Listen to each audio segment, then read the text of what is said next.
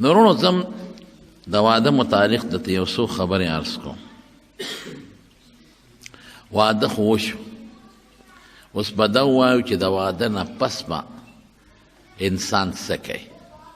دا داسې خبرې دي چې د دې د عثمان صاحب سره او د د کور والا سره هم تعلق دی، او د دې خبرو زموږ ستاسو د ټولو سره تعلق دی چې د چا هم ښځی د هغه دپاره دا د نصیحت خبرې دي، او د کمې ښځې چې خاوند دي د هغه هغې دپاره هم د نصیحت خبرې دي چې ښځه خاوند به یو بل سره سینګ ژوند تېروي. زمانونو د رسول الله مبارک یو حدیث دی، بس هغې ته ګوره. اوس نبی علیہ السلام د خاوند متعلق فرمایي وی خیرکم خیرکم لأهله. خلک وی پلان کې ښه سړی دی، پلان کې سړی ډېر ښه سړی، ډېر زبردست سړی. نه د حضور پاک مبارک نه تپوس کو چې ښه سړی څوک دی. رسول الله مبارک فرمایي خیرکم، په تاسو ټولو کې غوره سړی، په تاسو ټولو کې ښه سړی. خیرکم لأهله چې خپل کور ښځې بچو سره ښي. هلکه خبرې مه کوئ، پرېږدئ. چې کم سړی په خپل کور کې خپلې ښځې سره او بچو سره ښي، دا په تاسو کې ښه سړی دی. بارخوار سړی ښي، یار دوست سره ښه ژوند تېروي. چکر چې کور خفه شي یار دوست ته ویده چې ځو مري ته، چې کور خفه شي یار دوست ته ویده چې ځو چې مړه چکر ولګو. نو بارخوار سړی ښه سړی دی. او چې کور ته راننوځي نو زمرۍ یې د بریتو نه نیولي، ښځې ته غوسه ی. نو حضور پاک فرمایي خیرکم، تاسو ټولو کې ښه سړی او بهترین هغه دی خیرکم لأهله چې خپلې ښځې بچو سره ښي. وانا خیرکم لأهلی، او زه په تاسو ټولو کې د خپل اهل سره ګورې ښیمه. رسول الله مبارک د خپلو بیبیانو سره او د خپلو بچو سره د خپلو غلامانو سره او د خپل خاندان سره بهترینه زندگی تیره کړې ده. سړي ته داسې وي چې کور ښه ژوند تېر کا، چې ښه درې صفت وکړي. او زه به یې در یو څو مثاله درکړم. یو ځل نبي علیه السلام مبارک اوبه وغوښتې، عائشې صدیقې رضی الله تعالی عنها سره جام په لاس کې وی عائشې چې ته کله اوبه وڅښې نو باقي ماله راوړه. او ورته وی نه د الله رسوله مخکې به تو وڅښې بیا به وروسته زه څښم. وی نه تو څښه. نو عائشې بیبي اوبه وڅښلې، نو بیا یې وله جام راوړه. نو چې جام یې راوړه نو رسول الله مبارک ته تپوس وکړو، وی عائشې شونډې دې په کوم ځای پرتې وې؟ نو عائشې بیبي ورته ګوته ونیوه، وی صاحب په دقه ځای مې شونډې پرتې وې، دقه ځای مې شونډې پرتې وې. قسم دی حضور پاک مبارک د عائشې د شونډو په ځای خپلې شونډې کېښودې او بیا وڅښلې. اوس یو سړی ښځې سره دومره مینه کوي او د خپلې بیبي سره دونه محبت کوي چې د هغې شونډې په کوم ځای لګېدلې او ته په دقه ځای د شونډې اکدم دا ښځه به ترې قربانېږي او که نه به قربانېږي. زمونږ ستاسو نه مخکې ښځه اوبه څکي شي، او خو دې څکي، ای څه دا مردارې شونډې دې نیولې دي، ټول جام دې ولاړه، خدای بیخ وباسه، ورشه توی که شابه او جام شوړه که، نه بیا پکې اوبه راوړه. دا د شریعت خلاف خبرې دي. ښځه څه وینځه خو نه ده، ښځه د سړي څه نوکره خو نه ده، خو چې ته سینګ د الله بنده ده هم د خدای بندګۍ ده. ته چې سینګ په دې خفه کېږي چې زما دې څوک بېعزتي وکړي، الله هم په دې خفه کېږي چې ته د ښځې بېعزتي وکړي. نو حضور پاک فرمایي چې بهترین سړی هغه دی چې هغه د خپل اهل و عیال سره ښي. او زه تاسو کې په دې صفت موصوف یم، زه د خپل اهل و عیال سره او د خپل کور د خلکو سره ښیمه، بهترین یم. خیر معنی بهترین. او په شمایل ترمذی کې راځي چې رسول الله صلی الله علیه وسلم په خپل جون کې ما ضرب امرأة ولا خادما قط، نه بیبي له ډب ورکړی دی، نه غلام او نوکر او خادم له ډب ورکړی دی په خپله زندګۍ کې. او که ته وایې دا دومره ښه اخلاق قسم دې د ټولو دنیا د خلکو اخلاق یو ځای کا که د رسول الله مبارک د یوې بیبي په اخلاقو کې د خپې دوړې ته رسېږي. دا ولې دا ژوند یې ښکلی تېره په زور او په والو ښځه نشي تابع کولی. په مینه به ښځه تابع کې، په محبت به ښځه تابع کې. زمونږ د دارالعلوم دیوبند یو ډېر لوی عالم، یو ډېر لوی مفسر مولانا احمد علی لاهوري رحمت الله علیه لوی سړی تېر شوی دی. په خپله قصه کوي، وی هغه وخت چې زه په دارالعلوم دیوبند کې هم طالب وم، د مور او پلار سیکانو، دی خدای مسلمان که. نو د دې دیوبند د کلي نوم دی. د دې دیوبند په دې کلي کې یو سیټ و، مالدار سړی و، خو سیټ نیک سړی و. لور یې پیغله شوې وه. د سیټ لور پیغله شوه، نو د لور هم دا خواهش و چې یو عالم سره نکاح وکړم، او د سیټ صاحب هم دا خواهش و چې زه دا خپله لور یو عالم له په نکاح کړم. یو بل سره مشوره وکړه چې زما د لور هم خواهش دی، زما هم خواهش دی، او دا لور چې یو عالم له په نکاح کوم.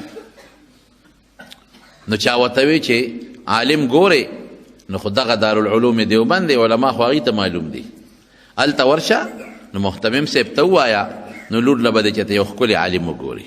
دا به ډېره ښه ده. نو سیټ صاحب شو انا لله و انا الیه راجعون. ټول ووایه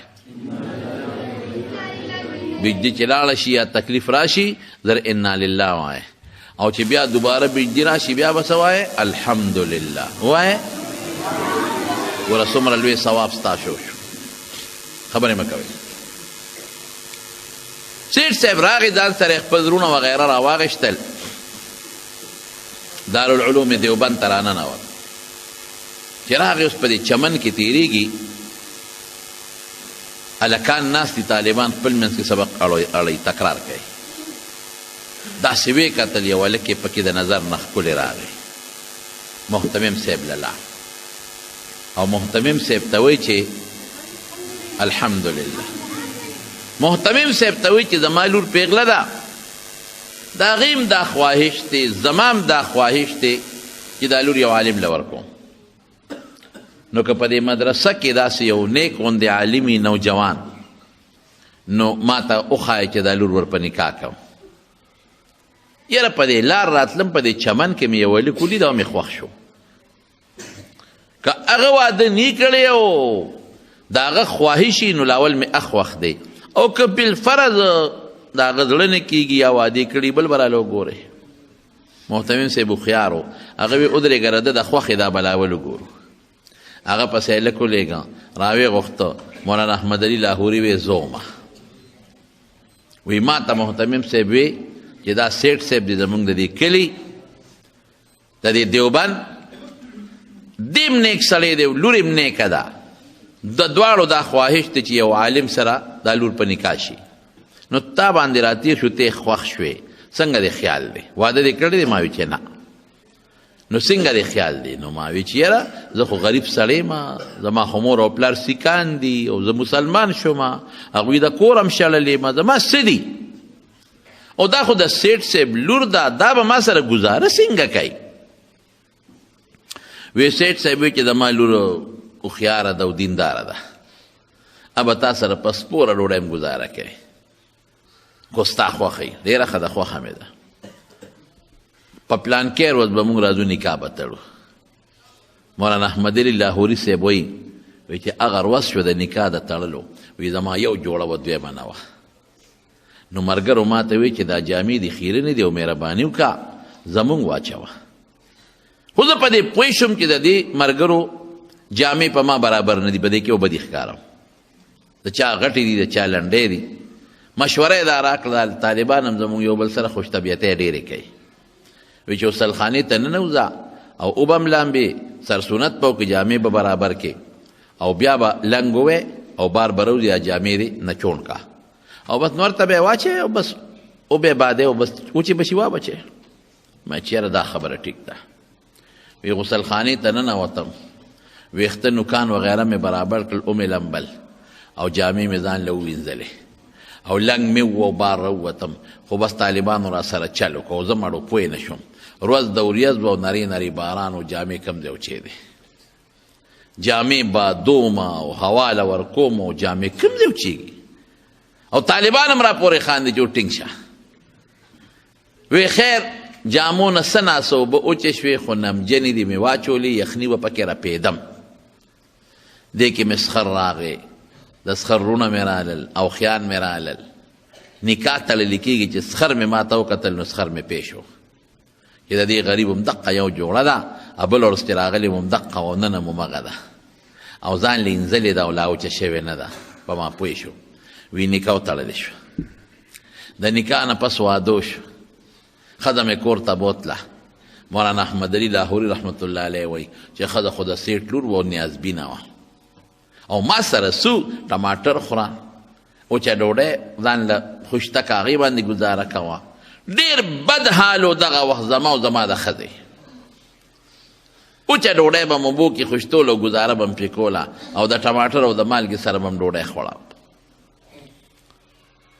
دې زمانه کې چې ښځه واده شي نو یا په سبا یا په اومه پلار کره دی هغه زمانه کې داسې نه وه او به میاشت پس 2 میاشتې پس جنۍ د پلار کره تله چې میاشت پس مې ښځه پلار کره لاړه نو پلار ته تپوس وکړه سیټ صاحب وی بیٹی اپنے شوہر کو کیسے پایا لوري خاوند دې څنګه ومونته خاوند دې څنګه دی نو که د دې زمانې ښځه وې بلا شیشکه نو څه به یې وې ای پلاره غرقه دې کړم چاله دې ورکړم ملا له دې ورکړم چې ډوډۍ در سره نه وه نو په دا اوبو کې به دې غورځولی وم یو ورځ مرګ وراغلی به نو په ما خو هره ورځ مرګ تېرېږي چای خو یې پرېږده خو ډوډۍ هم نشته ترکاري هم نشته دا چاله دې په نکاح ورکړم تا زما تپوس نه کو د خاوند تپوس دې زما نه کو لیکن هغه جینۍ دینداره ده او د مولانا احمد علي لاهوري رحمت الله علیه اخلاق اوس ګوره تپوس یې ته وکړه چې بیټي شوهر کو کیسے پایا لوري خاوند دې څنګه ومونته او ورته څه وایي وی بابا وی دنیا کې به مې د جنت خبرې اورېدې چې جنت به راځي او داسې خوشحالي به پکې او داسې د زړه سکون به او بنده به پکې ډېر زیات خوشحالی وی بابا قسم په خدای چې په دنیا کې ماله خدای جنت راکړی دی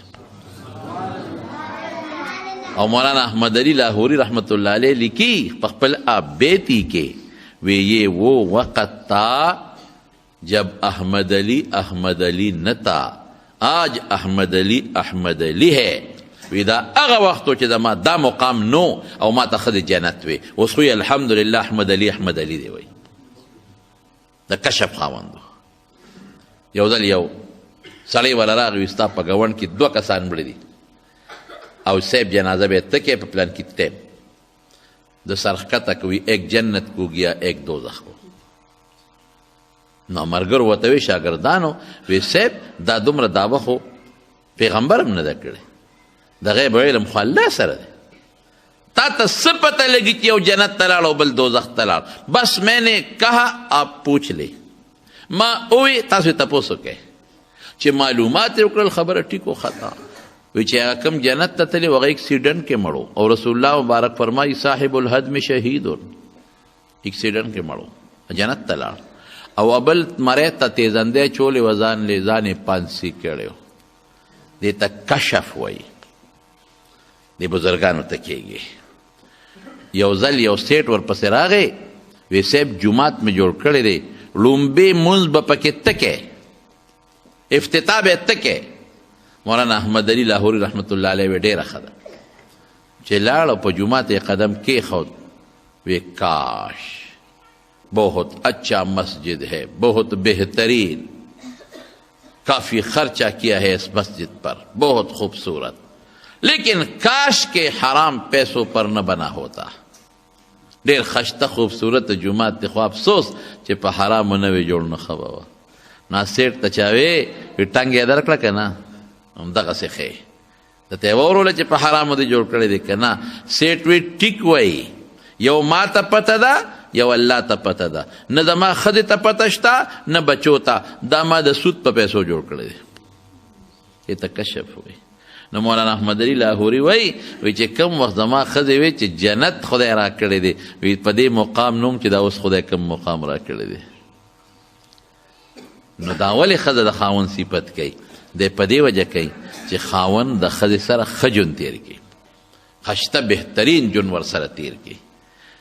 یو څیز نن زموږ په دې دنیا کې په رواج د خفه کېږی ما، د طلاق رواج ډېر زیات شوی دی. سړی به د خپل دوست سره لګی، کاروبار کې به لګی، شراکت کې به لګی، او دواړه بروان شي ګناه ښځې کړې ده. دی به زر وایي که مې دا تا سره کار وکړو نو په ما دې ښځه داسې، که بیا مې در سره خبرې وکړې په ما دې ښځه داسې، نو بیخ دې وځه، جنجال دې د دوست سره دې زور ښځې لاله. بیا وروسته وایي یاره جي څوک اوس تعلق هم دی، شرکت هم دی، او د خولې نه هم دا ټکې ختلې دی. اوس څوک مې حکومت مې نه دی چې په د مازدیګر مې والې وي، په د مازدیګر یو څوک تا دا سوچ مخکې نه کوو، هسې به دې ویلو چې قسم دې که دا کار به وکړه، دا کفاره به دې ورکړې وه. نو ښځې له زور ډېر خطرناک سیسټم روان دی، ډېر خطرناک سیسټم. څوک ښځه وشلي پلار کره، زه پلار کره، په میاشتو میاشتو په کلونو پلار کره ناستی او دې ځان نه لوی باتور جوړ کړي، نه دې راولم او نه به دې رانه بل څوک کوي. هلکه خبر غلطه کوم که ټیک کوم؟ ولې ظلم کې؟ نن خو ستا لاس کې طاقت شته بلکل، که ته راولي راوستی شي او که ته نه راولي نو ناسته به یې غریبه چې ستا د نکاح نه نیوتې نو بل خاوند نشي کولی. لیکن په قبر کې به دا اختیار بیا ستا نه، په قیامت کې به دا اختیار بیا ستا نه. زما د قسم په خدای وي حضور پاک مبارک په مرض وفات کې حضرت عباس ورته راغی او رسول الله مبارک ته وایي الله رسوله انصار جاړي، د منبر نه ګیر چاپېره ناست یو جاړي. عباس ولې جاړي؟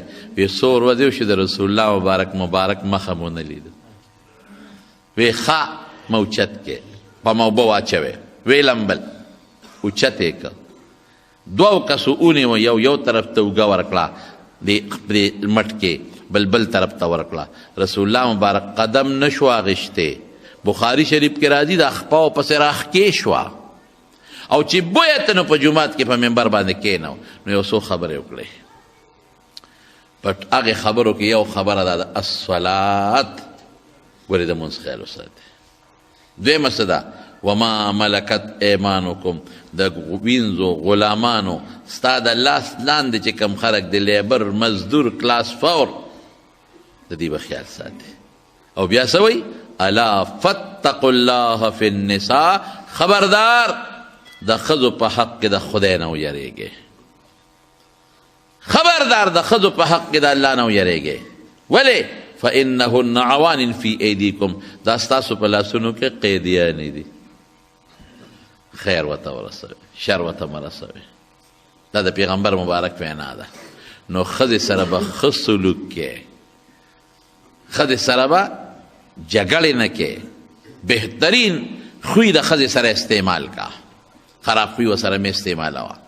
وهه ټکوه ما، زمونږ خلک لګیا دي کوتک راوالي او ښځه راګیره کړي. ګورې خبره باندې تاسو پویوم، کمه ښځه به وی او په سویم نمبر کې به وی. رب العالمین قرآن شریف کې فرمایي واللاتی تخافون نشوزهن، هغه ښځه به وی چې ناشیزی. نشوز پیژنې عربي لفظ دی، زه به پښتو کې درته معنا کوم. علما دوه معنی کوي، یو هغه ښځه چې فاحشی بل چا سره تعلقات ساتي، داسې ښځه دا والی شي. دویم د نشوز څه معنا ده؟ د نشوز دویمه معنا دا ده چې خاوند ته رانیغېږي. دې ته خپله پښتو کې وی خاوند له جوابونه ورکوي، دا ښځه والی شي. که مالګه ترې زیاته شوه وهلې منه دي، که غوړي ترې توی شو والې منه دي، که چایو کې چینی زیات شو والې منه دي. انسان دی، ستا نه غلطي نه کېږي، د هغې غریبې نه مو شوه که نه، خو دا کور خو ستا هم دی او د هغې هم دی، په دې به نه وی. که چېرته لستوڼی کمیز په سری وسوځېد په دې به یې نه وی. په دې دوه څیزونو به یې وی، فحش کارونه کوي، خامخا بنده له غصه ورځي، په دې خامخا سړي له غیرت ورځي. او دویم نمبر چې خاوند ته جواب ورکوي، رابرغېږي ورته، چې وی نو څنګه به وی؟ قرآن شریف وایي لاول فعظوهن، لاول نصیحت ورته وکړه. که په نصیحت کار ونه شو نو بیا وهجروهن فی المضاجع، ملاسته ورته ځان لکه کټ ته جدا کوي، بس زما کټ ته به ته نه رانږدې کېږي، زه به ستا کټ ته نه در نږدې کېږم. رسول الله مبارک فرمایي حدیث کې راځي چې روانه کې نو په کوټه کې دننه به کې، کوټه به نه بدلې، حجرې ته به ترې نه تښتې، حجرې ته به ترې نه تښتې. دا بیا شی ګران شي، روانه نوره زیاته شي، شیطان پکې کار کوي. کوټه کې دننه روانه وکړه نو بیا به بنده جوړ شي، معافي به وغواړي. او که په دیم کار ونه شو نو فضربوهن، دریم نمبر کې بیا وال دي. وال څنګه دي؟ وال کوتک نه دی چې تر کټ بازو ته ګوتې کې اوچته او راخلاصې. وال خخته نه ده چې په خخته ورشي او دې سر لیوله راوبرې. وار کاڼی نه دی چې ته کاڼی اوچت کې او دې مری لیوله راوبرې، داسې نه.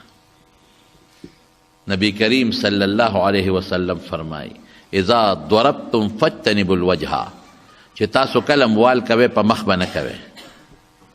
سپیم په مخ وال منه دي، خرم په مخ وال منه دي، غویم په مخ وال منه دي، بچیم په مخ وال منه دي، ښځم په مخ وال منه دي. دا د ډول ځای دی. په دې څاروي هم خفه کېږي، ته چې مخ له غزار ورکوې مخ به د نه اړئ، په مخ به نه وې. رسول الله مبارک فرمایي. او زمونږ خلک چې خرس شي دا مخ وله ووایي، غاښ ته وباسي، غوږ وله کوڼ کي، پوزه وله ماته کي، سترګه وله اکثر خود کړنده کي. دا ته ډېر لوی جرم دی، که خدای به رانه تپوس کوي د ښځې ډول ولې خرابې. نو زمونږ فقهاو لیکلي دي، دي د دې قیاس باندې بیا نورې مسلې وباسي چې نبي علیه السلام فرمایي چې په مخ به وال نه کې. نو دا ولې علت ډول دی چې دا د ډول ځای دی. نو چې کم د ډول ځای دی او ښځه ډولې ساتي نو په هغې وال منع شو. چې کم د ډول ځای دی نو په هغې وال منع شو. لکه زه به مثال درکم، په سر به نه وی. ولې به په سر نه وی؟ دا د ډول ځای دی، دا ښځه ډولې ساتي. لږ ما ته به توجه شي، نه به بندېږي که نه، غریب به مجبور وي، بس ما ته ګورئ. په سر به نه وی، سر د ډول ځای دی. ولې؟ ښځه ګومنس کوي چې سپین شي توری یې کالي پکې اچوي، وله ډول ځای شو. په مخ به نه وی، اخو حدیث نه ثابته شوه. په مری به نه وی، دا هم د ډول ځای دی. ولې؟ ځکه ښځه په دې مری دلته په جامو کار کوي، ډولې ساتي. ګلبن ورته اچي. په دې سینه به نه وی، دا ښځه ډولې ساتي. دلته په کمیس باندې ګلکارې کوي. په دې لاسونو به نه وی، دا د ډول ځای دی. ګوره دلته بنګړي اچي، په دې ګوتو به نه وی، ګوتمې پکې اچوي، نکري دې پې پورې کوي.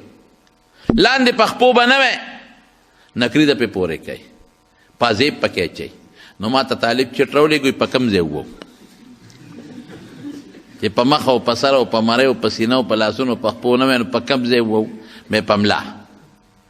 نبی کریم صلی الله علیه وسلم فرمایي داسې وهل چې غیر مبرح، شدید سخت وال به بیاني، معمولي غوندې. دریم نمبر کې وال دي سخت بني، د ډول په ځای بني. او د هغې نه مخکې کومه ښځه چې کومه فاحشهی او خاوند ته رابرغېږي، په والو خو انسان نه سمیږي. حضرت عمر فاروق رضی الله تعالی عنه په دې اخیری وخت کې حضرت علی صاحب ته وی ستا لور د ام کلثوم ما ته را په نکاح کا. نو علي صاحب ورته وی چې وی زما واده ته حاجت نشته، زه بوډی یم، خو یو شوق مې دی چې ستا دا لور د ام کلثوم دا د بیبي فاطمې نه پیدا ده، د هغې لور ده. نو چې زما په نکاح کې راشي او خدای بچي راکړي، نو زما او د نبي علیه السلام به لاندې نسب خدای یو کړي. نو علي صاحب ورته وی چې خوښه به دې نه شي. وی نه خوښه مې ده. وی زه یې درلېږم یو څادر ورکوم. نو که دې خوښه شوه وی څادر مې خوښ دی، او که دې خوښه نه شوه وی څادر مې نه دی خوښ. نو ام کلثوم کو کشره عمر یې کم و، عمر صاحب خو بوډا و. وی ورشه بچې دا څادر امیرالمؤمنین ته یوسه چې بابا مې راکړی دا دې خوښ دی که نه. نو چې څادر یې ولې یوړه نو عمر صاحب کې حیا وه.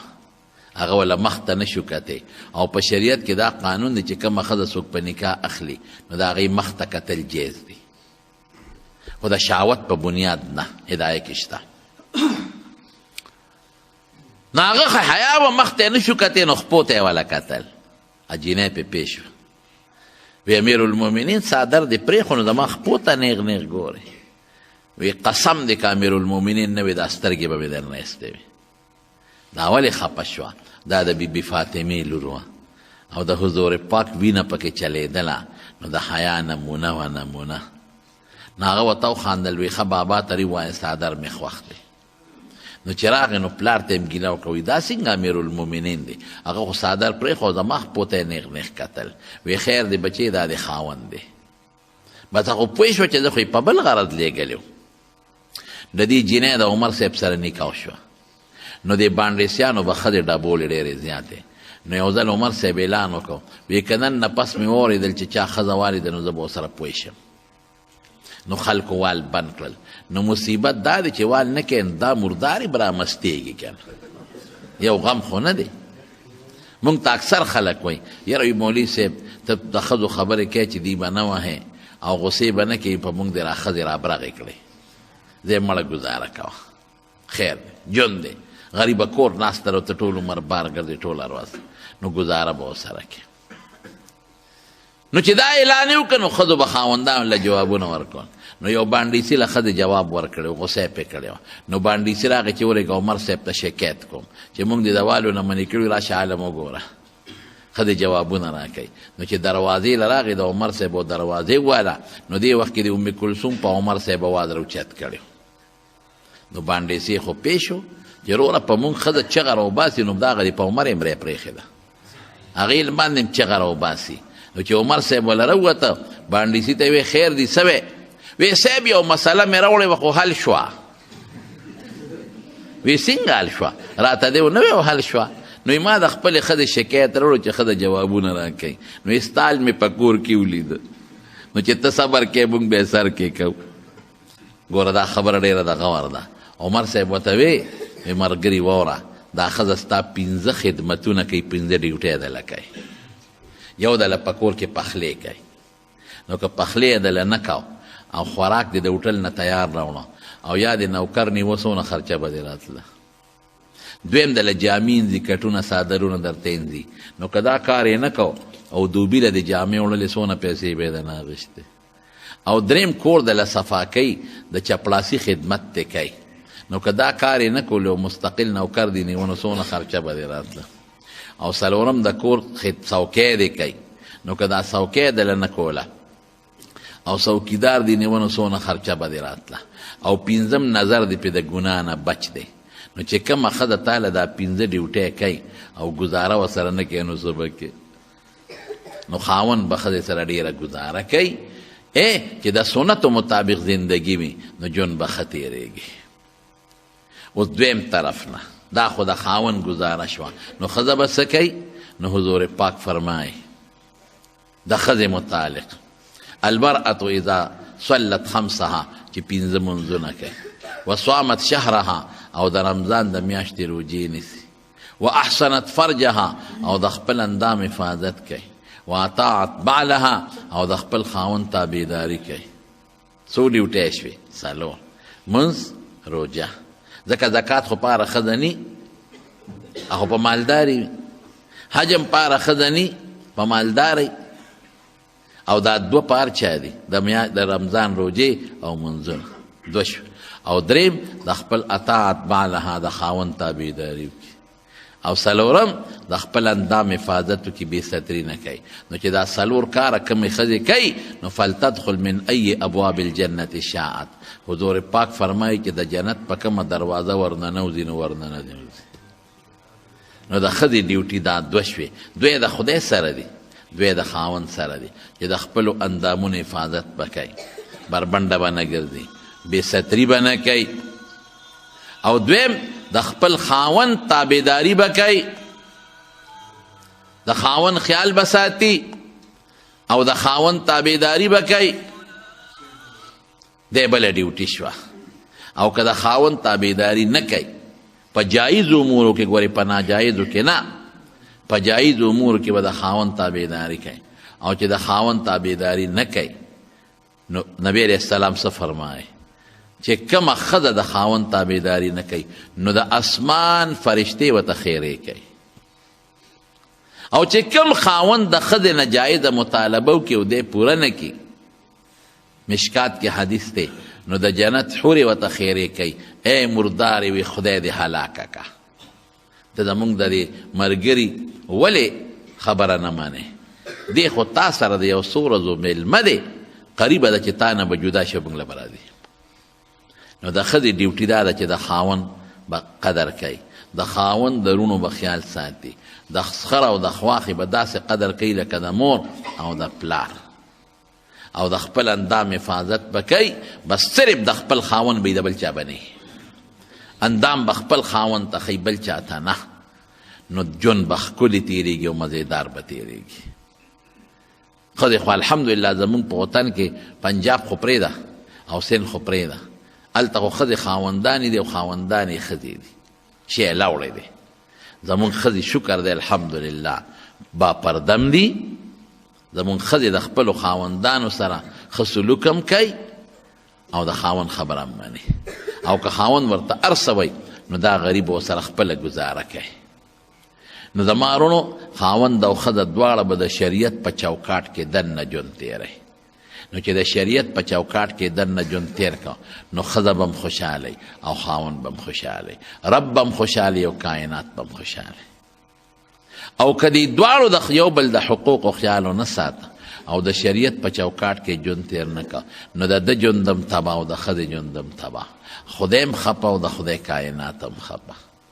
نو دا بانګ وخت دوه درې ځله مولانا صاحب موږ له دغه راکړه، د ده موبایل لاله ټنګټنګې راکړه چې مانځه وخت دی. نو دا څو خبرې مې ستاسو خدمت کې عرض کړلې.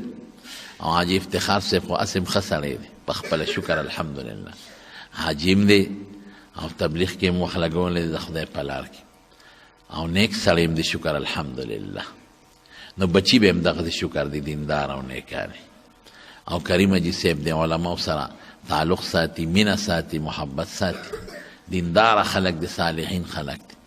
او تاسو هم چې کوم په دې مجلس کې ناست یې دا وخت خپل روزګارونه کارونه هم پرېښودل او د بیان اورېدو له رالی، نو زمونږ د ټولو ذمهداري دا ده، د رسول الله صلی الله علیه وسلم زمونږ ښکلی پیغمبر دی، او دا زمونږ ایمان دی چې د هغه نه پس بل پیغمبر دنیا ته نه راځي.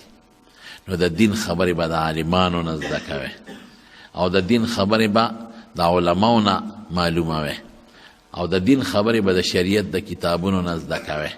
نو او د دین مطابق به موږ تاسو عمل کوو نو خدای به خوشحاله. چې خدای خوشحاله او ستا زندگی به خوشحاله، او که خدای خپاو نو ستا زندگی به د خفګانې. نو دعا ورته وکړئ د جمع رب العالمین دا افتخار حاجي صاحب د دې بچي د خپل کور والا سره د محبت او د مینې ژوند تېر کړي. خدای په یو بلې زاړه کې دا جوړه الله مبارکه کې، خدای چې د واده څومره مراحل پې تېر شو دا ونه د برکت ذریعه وګرځي، او حاجي صاحب په دې خپل انګور خوشحاله کړي، او خدای په دې بچي خوشحاله کړي، خدای روزګارونو کې برکت واچي، او الله د فتنو آفاتو نه په امن کې وساتي، او خدای ته ول په دې خوشحالو کې نورې خوشحالۍ پیدا کړي. الله دا جوړه خدای د سنت مطابق یو بل سره قبوله کړي، او خدای د عزت او د ستر او د برکت ژوند دې نصیب کړي، او د ښو بیمارو نه په امن او امان کې وساتي. کریم حاجي صاحب هم لږ بیماري ده، ته هم دوکړي چې خدای روغ صحت ورکړي، او خدای پاک والا برکت ورکړي، خدای روزګار کې هم برکت واچي، او خدای د دې ټولو اتفاق نصیب کړي، الله اتحاد نصیب کړي، الله په نورې خوشحالۍ راولي، الله ماشومان دینداره لوی کړي، بشیر جان دې املا روغ صحت ورکړي، خدای دې کامیاب کړي، او چې څومره دوستان دې مجلس ته راغلي دي خدای ټولو له خیرونه او برکتونه او عافیتونه ورکړي. که څوک بیماران دي الله روغ صحتونه ورکړي، که د چا یو بل سره په کور کې ناچاقي وي الله اتفاق یې نصیب کړي، او که کوم هلکانو جینکو رشتې نشته، ښځې نشته، د جینکو خاوندان نشته، خدای صالحه خاوندان یې نصیب کړي، او د هلکانو صالحه ښځې نصیب کړي، او دا ماشومان چې څومره دلته ناست دي خدای نیک عمله صالحان یې لوی کړي، او دا کندې او دا کلي او دا علاقه په دین او په دنیا په دواړو آباده کړي، او چې د چا روزګار کمزوري ته پکې ولا برکت واچي که د چا نوکرۍ نه خدای فراخه روزۍ نوکرۍ ورکړي که څوک تعلیم کوي الله ته پکې کامیاب کړي او خدای زموږ د دواړو جهانو خیر او برکت او عافیت نصیب کړي او د رسول الله مبارک د سنتو تابعدار مو جوړ کړي وصلی الله تعالی علی خیر خلقه محمد وآله وصحبه اجمعین برحمتک یا ارحم